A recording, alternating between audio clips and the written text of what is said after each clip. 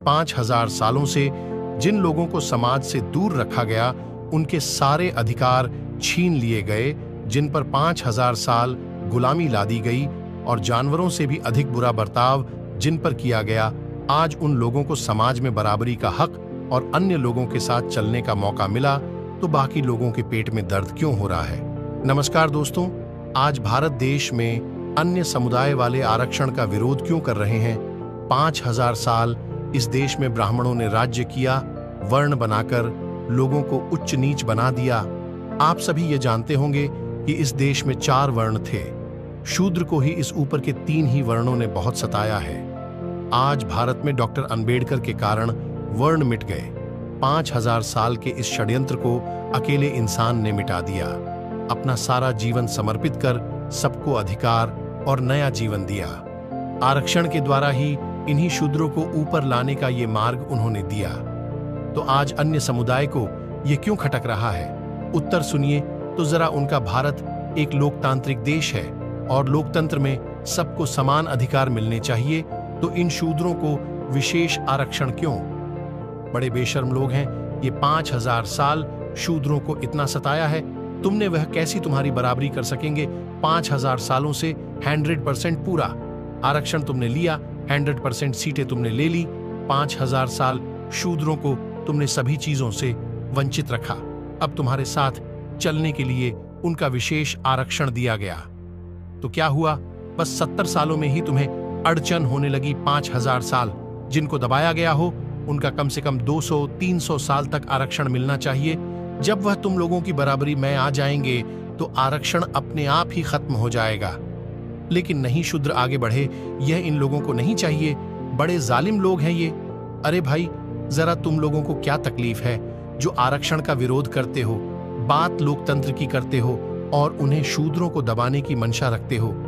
शर्म करो। अभी तो कुछ अपने आप को विश्व गुरु कहते हो, पत्थर को भगवान मानते हो, जानवरों में देवता खोजते हो और अपने ही लोगों को अछूत कहते हो। अतिथि देवो भव ये कहावत है इस देश की।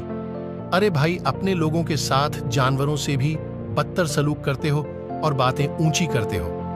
बड़े बेशर्म लोग हैं ये।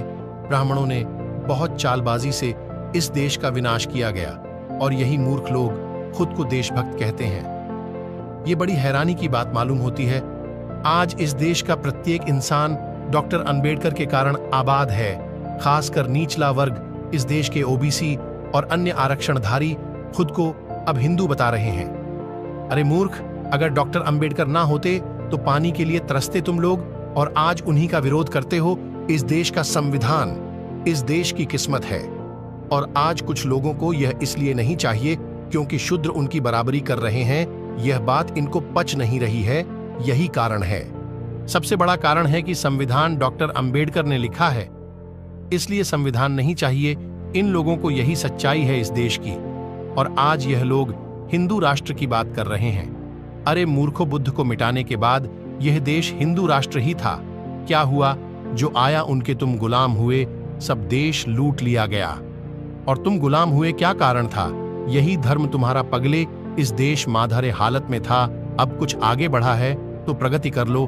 फिर तुम लोग इस दिशा में जा रहे हो। आरक्षण का विरोध मत करो, उन्हें भी आगे लाओ और साथ मिलकर देश को आगे लेकर जाओ। किसी को धर्म का ठेका लेने की जरूरत नहीं है, किसी को कोई जरूरत नहीं। हिंदू होने या मुसलमान होने की इंसान होना पर्याप्त है। अतीत में इस देश ने सिर्फ गलतियां की है, बजाय उनसे कुछ सीख लेने के यह देश गलतियां करता ही गया और लूट गया। वर्ण बनाकर यह देश बर्बाद हो गया। दूसरा कोई कारण नहीं, क्योंकि इस देश की 60% संख्या शूद्रों की थी, कुछ प्रतिशत वैश्य ब्राह्मण और कुछ क्षत्रिय। इस देश में जब भी आक्रमण हुए तभी बाकी वर्णों को कुछ लेना देना नहीं था। अकेला क्षत्रिय क्या करता? यही कारण है कि यह देश गुलाम होता रहा।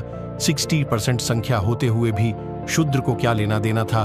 वह ठहरा गुलाम, ऊपर 3 ही वर्णों का गुलाम शूद्र था। अब गुलाम तो गुलाम होता है, यह राज करें या बाहर वाले राज करें, उसे तो गुलाम ही रहना था। इस कारण अकेले क्षत्रियों पर देश की पूरी जिम्मेदारी आ पड़ी। वैश्य तो वैश्य रहे, उनको कुछ लेना देना नहीं था देश से। यह तो देश के शस्त्र सामग्री में भी मुनाफा ढूंढते थे और ब्राह्मण अपनी झोली भरने में व्यस्त था।